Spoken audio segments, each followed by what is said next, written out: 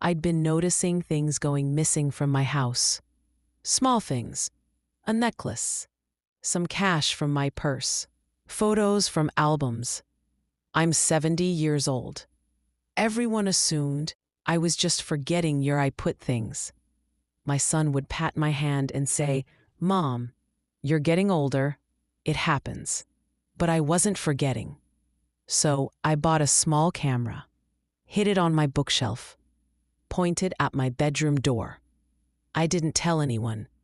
2 weeks later, my daughter-in-law stopped by when I was at my doctor's appointment. She went straight to my room. I watched the footage that evening, saw her searching through my drawers, taking jewelry, looking through papers. Then she saw the camera. Her face changed. Pure panic. She grabbed it, looked right into the lens. I took a screenshot of that moment. Her eyes wide, caught. If you're watching this, subscribe and tell me where you're watching from. I always love knowing.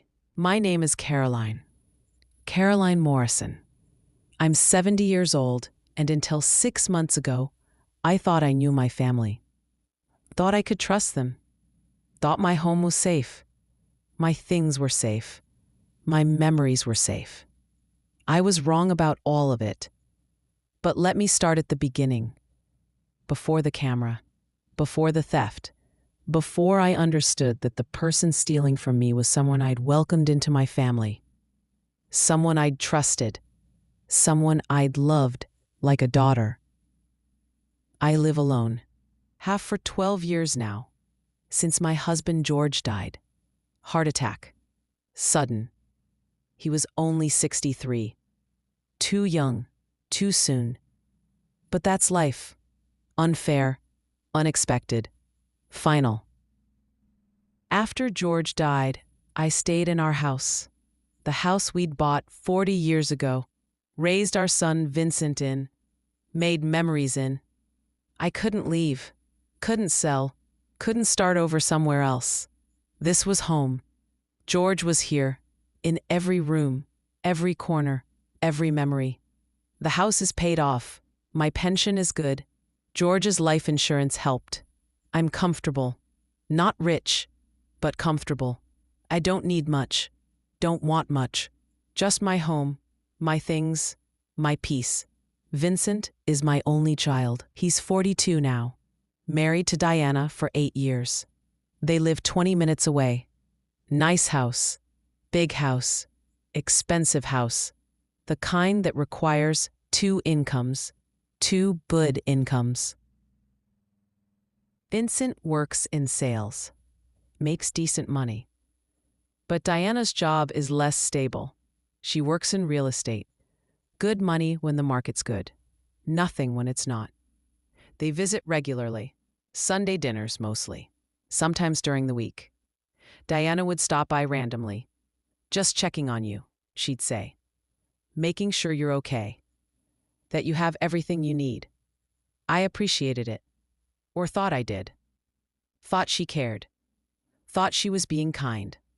A good daughter-in-law. Thoughtful. Considerate. Looking back now, I see it differently. See the pattern, the timing, the excuses. I was in the neighborhood. I had to drop something off nearby. Vincent asked me to check on you. Always a reason. Always innocent. Always accepted without question. It started about a year ago. Small things going missing. A silver bracelet I'd worn for years. Just gone. I looked everywhere.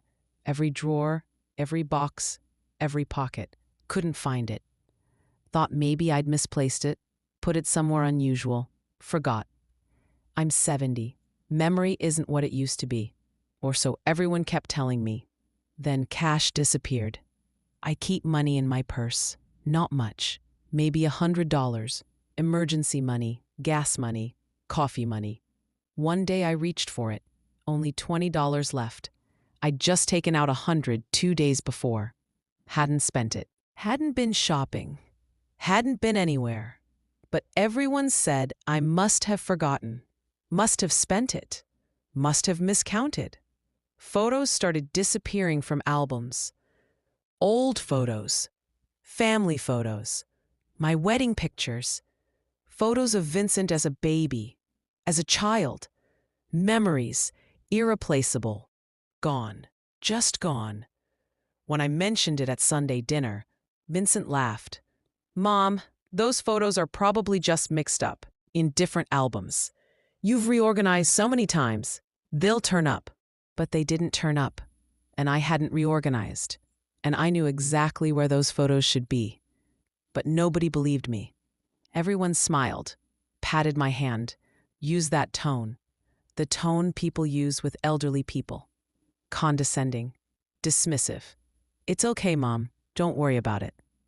More things disappeared.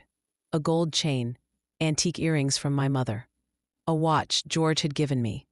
Small, valuable things. Things someone could sell. Things someone could pawn. Things someone could claim I'd lost, forgotten about, misplaced. I started making lists, writing down what I had, where I kept it, checking regularly, making sure, documenting, because I knew I wasn't forgetting, wasn't losing things, wasn't senile. Someone was stealing from me, in my own home, my safe space, my sanctuary. But who?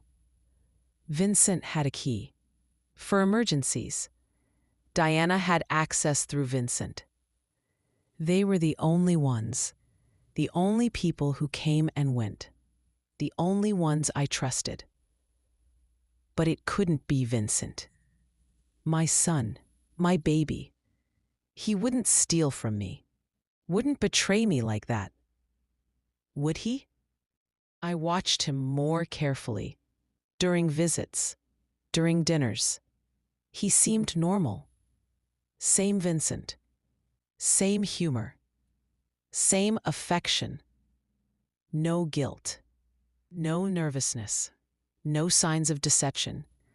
Maybe it wasn't him. Maybe I was wrong.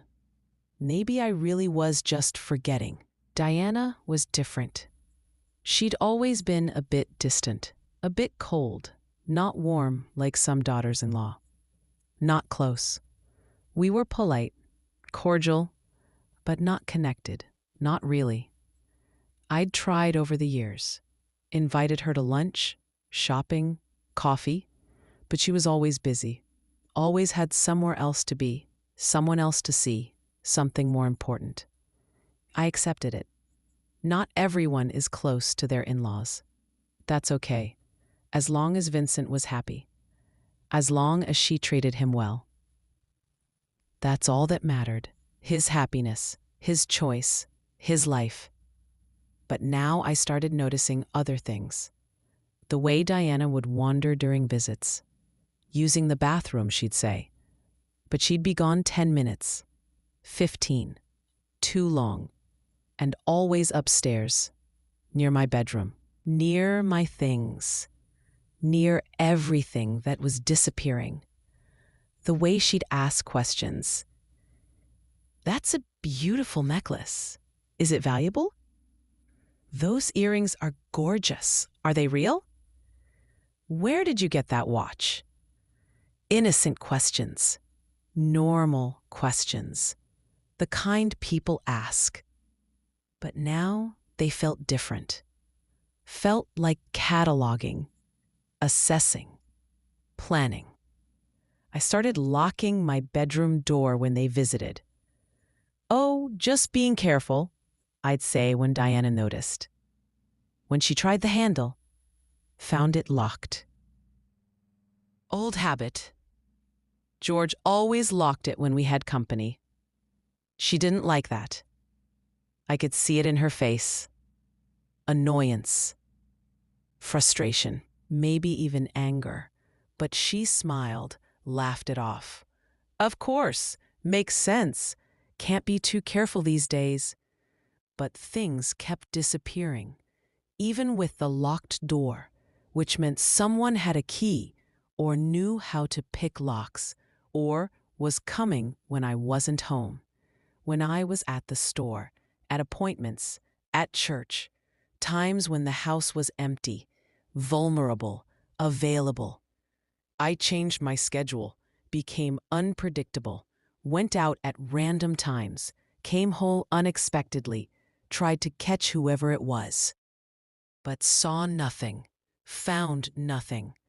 Just more missing items, more empty spaces, more stolen memories. Vincent started suggesting I might need help.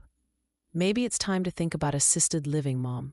Somewhere with staff, where you don't have to worry about remembering things, where everything is taken care of. I'm fine, I'd say. I don't need help. I'm perfectly capable of living alone, managing my own home, my own life. But you keep losing things, forgetting where you put things. That's concerning. Maybe you should see a doctor, get checked, make sure everything's okay. Everything is okay. I'm not losing things. Someone is taking them. He'd sigh. Exchange glances with Diana. That look. The look that says crazy, paranoid, senile. Mom, nobody's taking your things. Why would anyone do that? We're your family. We love you. We'd never steal from you. But someone was. And the only people with access were family. Were Vincent and Diana. And I didn't want to believe it. Didn't want to think my son would betray me, or allow his wife to betray me. But the evidence was clear, undeniable, obvious. 3 months ago, I made a decision. I bought a camera. Small, discreet, the kind you can hide easily. I researched online, read reviews, found one that recorded continuously, uploaded to the cloud, could be monitored from my phone. Perfect. I set it up on my bookshelf, behind some books, pointed directly at my bedroom door. Anyone going in or out would be recorded, documented, caught. Finally, I'd have proof. Finally, I'd know. Finally, I could stop questioning myself. Stop doubting. Stop feeling crazy. Nothing serious. I'd mentioned it to Vincent the week before. Casual conversation. Doctor's appointment Tuesday at 2. Annual physical. Getting old, you know how it is. He'd laughed. Said something about getting old not being fun. Normal conversation. Normal response. I thought nothing of it. I left for my appointment at 1:30. Drove myself. I'm still perfectly capable of driving, despite what Vincent and Diana think, despite their suggestions that maybe I should stop. Give up my independence. Rely on them. Become dependent. Become helpless. Become controlled. The appointment took an hour. Longer than expected. Doctor was running late. By the time I got home, it was almost 4. I pulled into my driveway. Noticed Diana's car was gone. Had she been here? When? Why? I went inside. Everything looked normal. Nothing disturbed. Nothing obviously moved. But I had a feeling. That knowing. That certainty that something had happened. Something bad.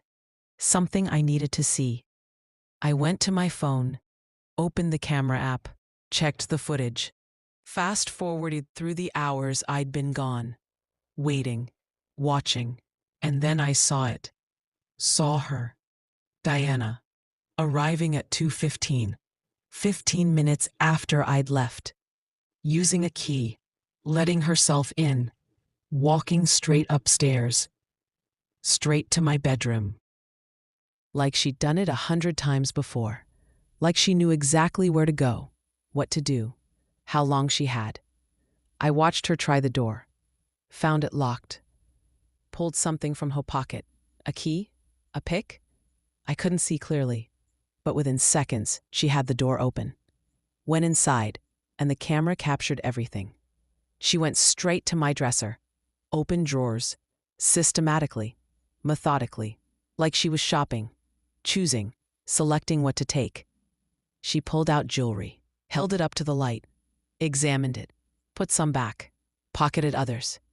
My grandmother's ring, a pearl necklace George had given me for our 25th anniversary, a brooch from my mother, all gone, all stolen, all taken by my daughter-in-law, in my home, while I was at a doctor's appointment she knew about, that Vincent had told her about, that they'd planned around. She moved to my desk, opened drawers, looked through papers, personal papers, bank statements, will documents, insurance policies, taking photos with her phone, documenting, copying, preparing. For what? To contest my will? To know what I had? To plan how to get more? Then she went to my closet, looked through boxes on the shelf, old boxes, memory boxes, full of photos and letters and keepsakes. She pulled some out, looked at them, put them in her bag. My memories, my history, my life. Stolen. For what purpose? To sell? To destroy? To erase? I watched all of this, sitting in my living room, phone in shaking hands, seeing my daughter-in-law, the woman my son married, the woman I'd welcomed into my family, trusted, accepted, seeing her steal from me, violate my privacy, betray my trust, and I felt sick, physically sick, like someone had punched me in the stomach, knocked the air from my lungs, shattered something inside me. But the worst part came next. She was about to leave, had turned toward the door, bag full of my things, my treasures, my memories, when she stopped, looked around, like she sensed something, like she knew something was wrong, and her eyes landed on the bookshelf, on the camera, hidden behind books, but not hidden enough, not invisible, not completely concealed. She walked closer, leaned in, saw it, and her face changed, completely changed, from confident to panicked, from calm to terrified, from predator to prey. She reached for it, grabbed it, pulled it from the shelf, held it in her hands, looked directly into the lens, and I took a screenshot, right then, of that exact moment, her eyes wide, her mouth open, her face full of fear. Caught, finally, completely, undeniably caught. She stood there for a moment, frozen, calculating, deciding what to do.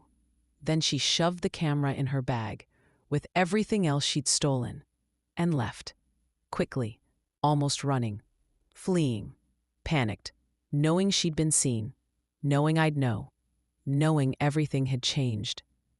I sat there with my phone, with the footage, with the screenshot, with proof. Finally, after months of gaslighting, of being told I was forgetting, losing things, getting old, going senile, I had proof. Undeniable proof. That I'd been right. That someone was stealing. That Diana was stealing. Had been stealing. I saved everything. Downloaded the footage, made copies, stored them in multiple places. Cloud storage, USB drives, email, making sure I had backups, evidence, proof that couldn't be deleted, couldn't be stolen, couldn't disappear like everything else had disappeared. Then I sat at my kitchen table, and I thought about what to do, how to handle this, who to tell, when to tell, how to confront, how to protect myself, how to get justice, how to make this right. I could call the police, report the theft, show them the footage, press charges. Diana would be arrested, charged, probably convicted. She'd have a record. Her real estate license might be revoked, her career ruined, her life destroyed. But Vincent. What about Vincent? He was my son, my only child, the only family I had left. If I destroyed Diana, I might destroy my relationship with him. He might choose her, might believe her lies, might cut me off, leave me alone, completely alone. Was the truth worth losing my son? Or I could confront her privately, show her the footage, demand she return everything, threaten to go to the police if she didn't, give her a chance, an out, a way to fix this without destroying everyone, without losing everything. But would she? Would she admit it? Apologize? Return what she'd stolen? Or would she lie? Manipulate? Turn Vincent against me? Make me look crazy? Paranoid? Vindictive? The jealous mother-in-law who never liked her, who was making things up, who was trying to destroy their marriage. I didn't know, couldn't predict, couldn't plan for every possibility. But I knew one thing. I had proof. I had power. I had control. Finally, after months of being victimized, gaslit, dismissed, I had the truth. And the truth was everything. That night, I barely slept, just lay in bed, thinking, planning, imagining conversations, confrontations, outcomes. Vincent called in the evening. Normal call, checking in. How was your appointment, Mom? Fine, everything's fine. Doctor says I'm healthy. That's good, really good. Diana and I were thinking about coming over this weekend, maybe Saturday, for dinner. Would that work? Diana, coming to my house, after what she'd done, after stealing from me, after getting caught. What was she thinking? Was she planning to act normal? Pretend nothing happened? Hope I hadn't noticed the camera was gone? Hope I was too old, too stupid, too trusting to figure it out? Saturday works, I said, keeping my voice neutral, calm, giving nothing away. I'll make your favorite, pot roast. Perfect. See you then. Love you, Mom. Love you too, sweetheart. I hung up, sat in the darkness. Saturday. 3 days away. 3 days to decide, to plan, to prepare. 3 days before everything changed, before I confronted them, before the truth came out, before I learned whether my son knew, whether he was innocent or complicit, whether I'd lose him or save him. 3 days. That's all I had, to decide how to handle the biggest betrayal of my life, by someone I'd trusted, someone I'd welcomed, someone who'd violated my home, my privacy, my trust, my family. 3 days, and then I'd know everything, and nothing would ever be the same. The 3 days passed slowly, too slowly. Each hour felt like a day. Each day felt like a week. I barely ate, barely slept, just replayed the footage in my mind, over and over. Diana's face when she saw the camera, the panic, the fear, the guilt, all of it captured, all of it saved, all of it proof. I spent those days preparing, not just emotionally, practically. I made copies of everything. The footage, the screenshots, time-stamped files, stored them everywhere. Cloud storage. 3 different USB drives, hidden in different locations. Emailed to myself multiple times. I even mailed a copy to my lawyer. Old friend from George's work. Someone I trusted. Someone who could hold evidence if something happened to me. If Diana got desperate. If things went wrong. I also made a list. Everything that had gone missing over the past year. Dates when I'd noticed. Approximate values. Descriptions detailed enough to identify items. Photos when I had them. Documentation. Because if this went to court, if this became legal, I needed records. Proof beyond the video. A pattern. A history. Evidence of systematic theft over time. Thursday afternoon, Diana called. I almost didn't answer. Almost let it go to voicemail. But curiosity won. What would she say? How would she act? Would she pretend everything was normal? Or would she be nervous, scared, guilty? Caroline? Hi, it's Diana. Her voice was bright, too bright. Forced cheerfulness, fake warmth. Diana, hello. I kept my voice neutral, gave nothing away. I was just calling to confirm Saturday. We're still on for dinner, right? 6 o'clock? Yes, 6 o'clock. I'm making pot roast. Perfect. Vincent's really looking forward to it. He's been so stressed at work lately. A nice family dinner will be good for him. Family. She used that word. Family. As if she was part of mine. As if she hadn't betrayed me, stolen from me, violated my home, my trust, my life. I'm sure it will be nice, I said. Still neutral, still calm, not giving her anything to work with. Any hint that I knew, any sign that everything had changed. Great. Well, I'll let you go. See you Saturday. Oh, and Caroline, I wanted to ask, have you seen a small camera anywhere? I think I might have left mine at your house last time we visited. Just a little thing, maybe on a bookshelf. There it was. The lie, the setup. She was going to claim the camera was hers, that she'd left it accidentally, that I'd misunderstood, that the footage was innocent, that she hadn't been stealing. Just looking for her camera, just trying to find what she'd lost. Clever, strategic, but not clever enough.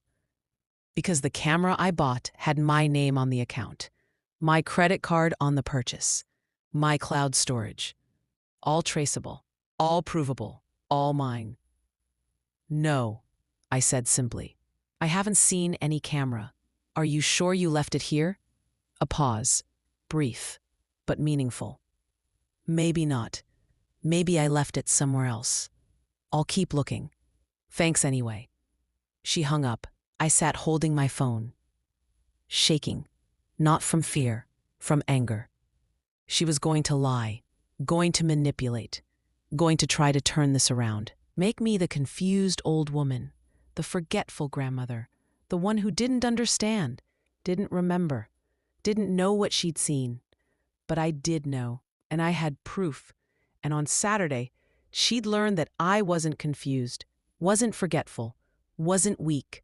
I was done being victimized, done being gaslit, done being stolen from.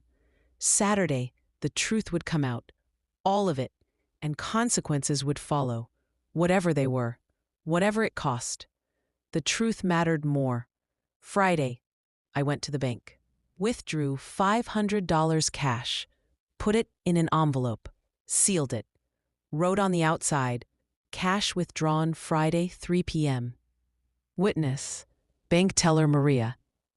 Amount, $500. Signed and dated it. Then I took a photo. Stored it with my other evidence. Because I was learning. I was documenting.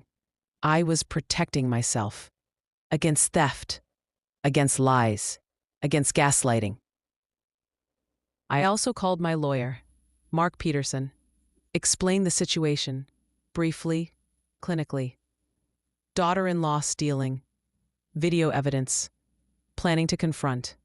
Wanted him to know, in case things went badly, in case I needed legal help, in case something happened. Caroline, be careful, he said. Confrontations can escalate. Maybe you should let me handle this. Or call the police. Let them investigate officially.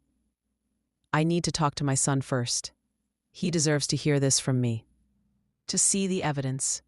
To make his own choice. about his wife, about what happens next. What if he doesn't believe you? What if he sides with her?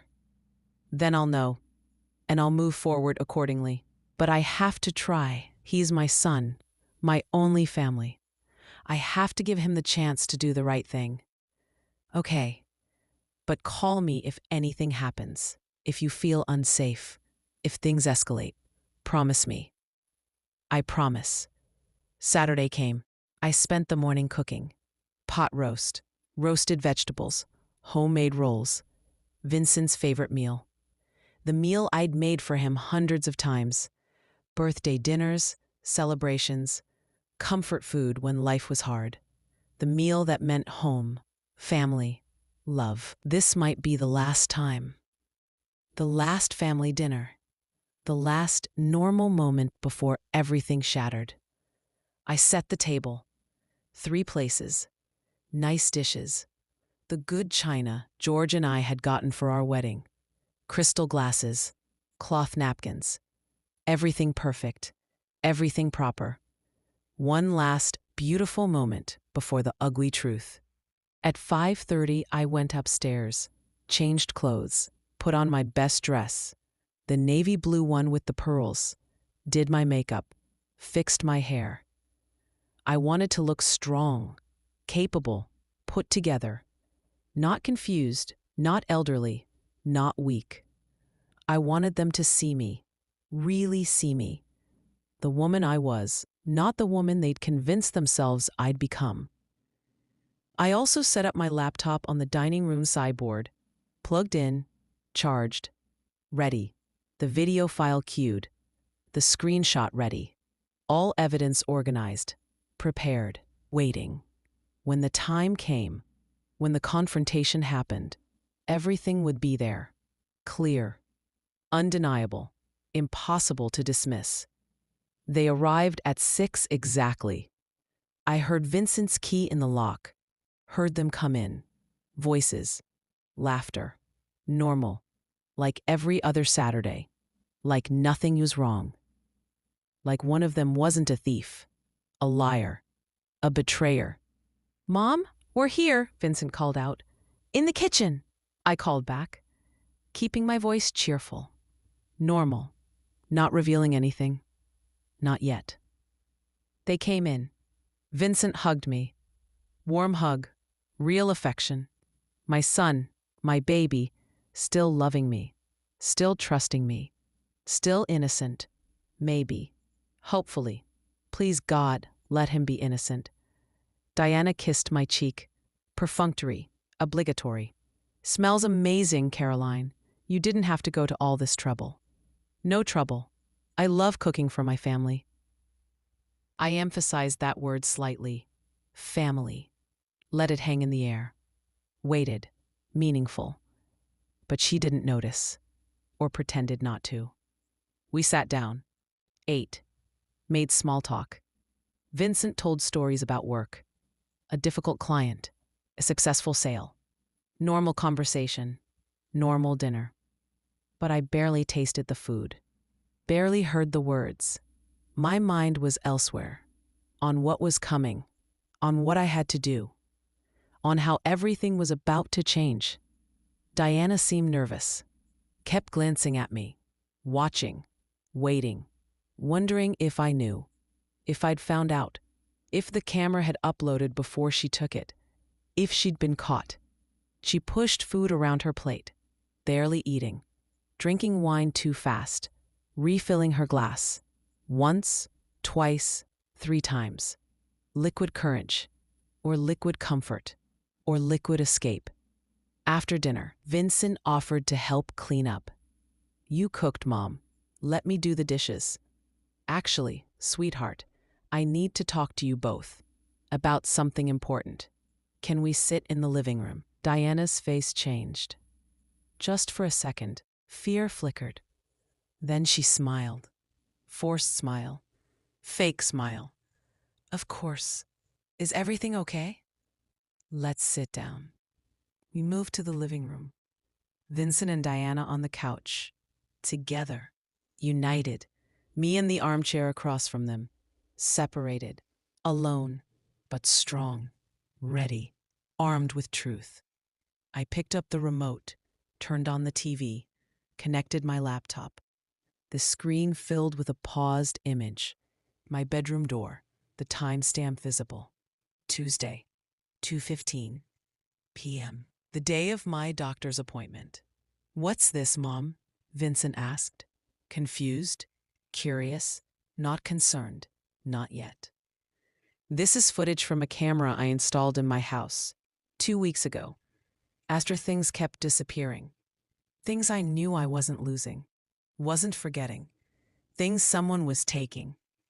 Diana went pale, actually pale, color draining from her face, but she stayed quiet, frozen, waiting. "I didn't tell anyone about the camera.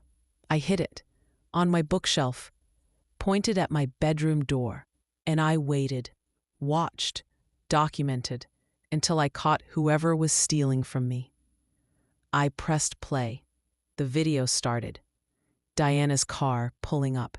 Diana getting out, using a key, entering my house, walking upstairs, trying my bedroom door, picking the lock, going inside. Vincent leaned forward, watching, not understanding yet. "Diana, what are you doing at Mom's house? You didn't mention going there Tuesday." The video continued.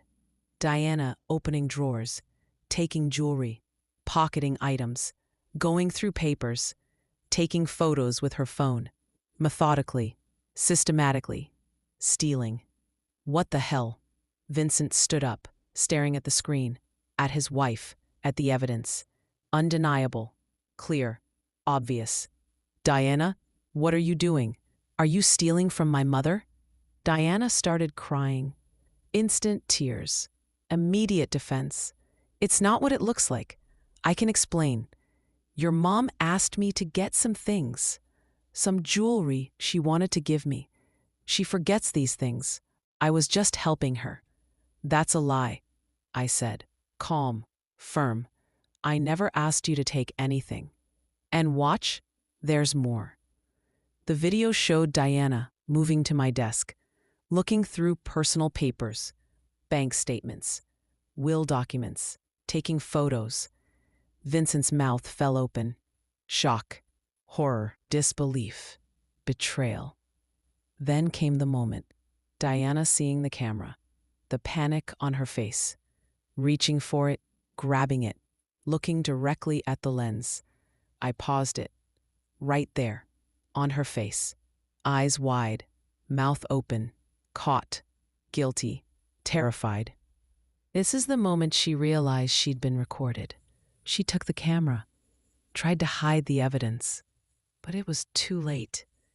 Everything had already uploaded to the cloud, and I have copies. Multiple copies, everywhere. Diana was sobbing now. Real sobs, or fake sobs. Hard to tell. "Vincent, please, let me explain. It's not like that. Your mother, she's been confused lately, paranoid. I was trying to help. She accused me of taking things before. I was just checking, making sure everything was where she thought it was, to prove to her that nothing was missing. By taking jewelry? By photographing personal documents? By stealing?" Vincent's voice was rising, anger replacing shock. "How long, Diana? How long have you been doing this?" "I haven't, I swear. This was the first time, the only time. And I wasn't stealing. I was just—" "I have a list," I interrupted, pulled out my documentation. Everything that's gone missing over the past year. Dates, descriptions, values, totaling approximately $15,000.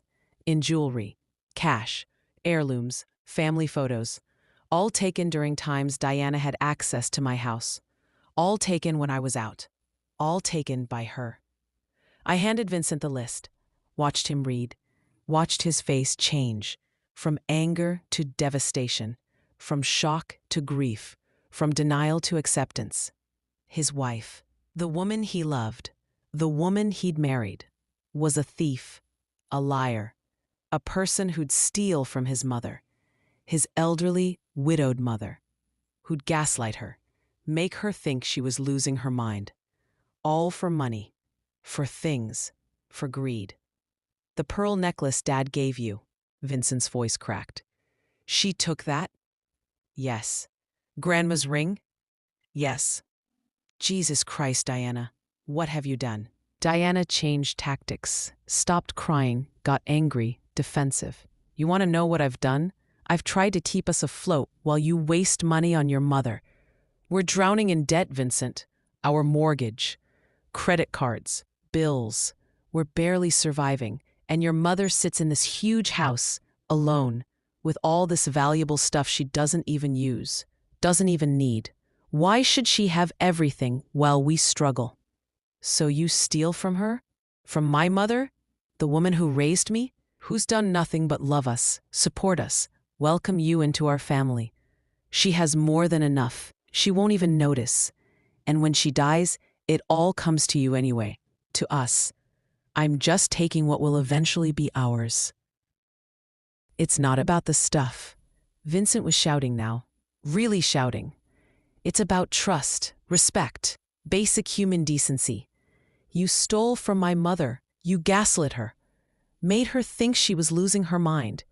You violated her home, her privacy, her trust, and you waited for her to die so you could take more. What kind of person does that? The kind who's tired of struggling, the kind who married into money and hasn't seen a dime. The kind who's sick of pretending your mother is some saint when she's just a selfish old woman hoarding wealth while we drown. I stood up, walked over to Diana, looked her in the eyes. Get out of my house. Take nothing with you. Because if you do, I'm calling the police. I have evidence. It's not about the stuff, Vincent was shouting now. Really shouting. It's about trust, respect, basic human decency. You stole from my mother. You gaslit her, made her think she was losing her mind. You violated her home, her privacy, her trust, and you waited for her to die so you could take more. What kind of person does that? The kind who's tired of struggling, the kind who married into money and hasn't seen a dime, the kind who's sick of pretending your mother is some saint when she's just a selfish old woman hoarding wealth while we drown. I stood up, walked over to Diana, looked her in the eyes. Get out of my house. Take nothing with you, because if you do, I'm calling the police. I have evidence. Make Vincent doubt. Make this go away. But she was wrong. The evidence was too clear. The betrayal too deep. The lie too obvious. Fine, she said, voice cold, hard, all pretense gone. Fine, but you'll regret this, both of you. I'll take everything in the divorce. The house, the savings, everything. You'll be left with nothing. Just like your precious mother sitting alone in this mausoleum, pretending her old junk matters. Leave, Vincent said, now. She left, slammed the door. We heard her car start, drive away, then silence, heavy silence. Vincent sat on the couch, head in his hands, shoulders shaking, crying. My son, my baby, heartbroken, devastated, betrayed by the woman he loved, the woman he'd trusted, the woman he'd built a life with. Make Vincent doubt. Make this go away. But she was wrong. The evidence was too clear. The betrayal too deep. The lie too obvious. Fine, she said, voice cold, hard. All pretense gone. Fine, but you'll regret this, both of you. I'll take everything in the divorce, the house, the savings, everything. You'll be left with nothing. Just like your precious mother, sitting alone in this mausoleum, pretending her old junk matters. Leave, Vincent said. Now. She left, slammed the door. We heard her car start, drive away. Then silence. Heavy silence. Vincent sat on the couch, head in his hands, shoulders shaking, crying. my son, my baby, heartbroken, devastated, betrayed by the woman he loved. I sat next to him, put my arm around him, let him cry, didn't say anything. What could I say?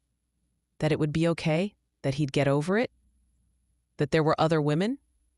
All cliches, all meaningless, all empty comfort. "I'm sorry, Mom," he finally said. "I'm so sorry. I should have believed you. When you said things were missing, when you said someone was stealing, I dismissed you, treated you like you were senile, losing your mind. I'm so sorry. You didn't know. You trusted your wife. That's normal, expected, right? But I should have trusted you more. You're my mother. You raised me. You've never lied to me, never given me reason to doubt you, and I chose her over you, believed her over you. I'm so ashamed. Don't be. She was convincing, manipulative. She played us both, made us doubt, made us question. That's what people like her do. It's not your fault." "How long do you think she's been doing this? Stealing? Planning?" "I don't know. Maybe the whole time. Maybe she married you for money, for access, for what she thought she could get. I don't know if she ever really loved you, or if it was all performance, all manipulation, all fake." He cried harder, because that possibility, that his whole marriage was a lie, that Diana had never loved him, had only used him, was almost too much to bear, almost too painful to consider, but necessary to understand, to accept, to move past. "What do I do now?" he asked. "You get a lawyer, file for divorce, protect yourself financially, legally, and then you heal, you rebuild, you learn from this, and eventually you trust again, love again, live again." "I don't know if I can." "You can. You will. Because you're strong, resilient, good. You made a mistake, married the wrong person, trusted someone you shouldn't have. But that doesn't define you, doesn't break you, doesn't destroy your ability to love, to trust, to be happy." We sat together for a long time, father and son. No, mother and son, healing, supporting, surviving, together. Diana returned some of the items, not all, just what she thought she had to. What could be traced, what could be proven. The rest she kept, claimed she'd never taken, that I was lying, that Vincent was vindictive, that we were conspiring against her. The divorce took 8 months. Vicious, ugly, expensive. Diana fought everything. Wanted the house, the savings, alimony. She claimed Vincent had been financially abusive, controlling, that she deserved compensation, deserved half, deserved more. But Vincent had good lawyers, and I had evidence, not just of the theft, but of her spending. Credit card statements showing luxury purchases, spa treatments, designer clothes, expensive dinners, all while claiming they were struggling, all while stealing from me, all lies, all manipulation, all proof. The judge was unimpressed, gave Diana minimal settlement, no house, no alimony, just her portion of marital assets, which after debts and legal fees wasn't much. She left angry, bitter, threatening lawsuits, appealing, fighting. But she lost, completely, finally, deservedly. Vincent moved back home with me temporarily, while he figured things out, found a smaller place, rebuilt his life. We had dinner together every night, talked, really talked. about everything, about Diana, about trust, about family, about what matters, about starting over. "I wasted 8 years," he said one night. "No, you learned. You grew. You discovered what you don't want, what you won't tolerate. That's not wasted. That's education. Expensive education. Painful education. But education nonetheless." He smiled. Small smile. Sad smile. But real smile. "You're wise, Mom. I'm old. That's different." "No, you're wise and strong and I'm lucky to have you. I won't forget that again. Won't take you for granted.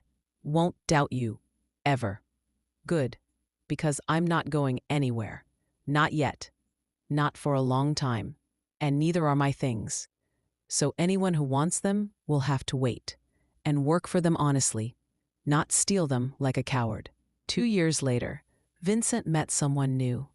Helen, a teacher. Kind. Genuine. Honest. She came to Sunday dinner. Nervous. Sweet. Respectful. Everything Diana wasn't. Everything Vincent deserved. I watched them together. The way he looked at her. Different from Diana. Softer. Realer. More vulnerable. More honest. More himself. And I was happy. For him. For me. For us. "Your mom is amazing," Helen said to Vincent one night. The way she handled everything with Diana. The camera. The evidence. Standing up for herself. That takes real strength. "She's the strongest person I know," Vincent said, squeezing my hand. I didn't feel strong. I felt old, tired, scarred.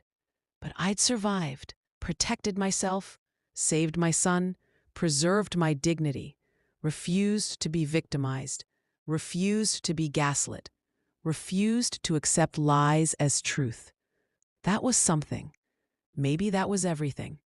I'm 72 now, 2 years past the theft, the betrayal, the confrontation, the divorce. My things are still here, safe, protected, documented. I installed more cameras, better locks, stronger security.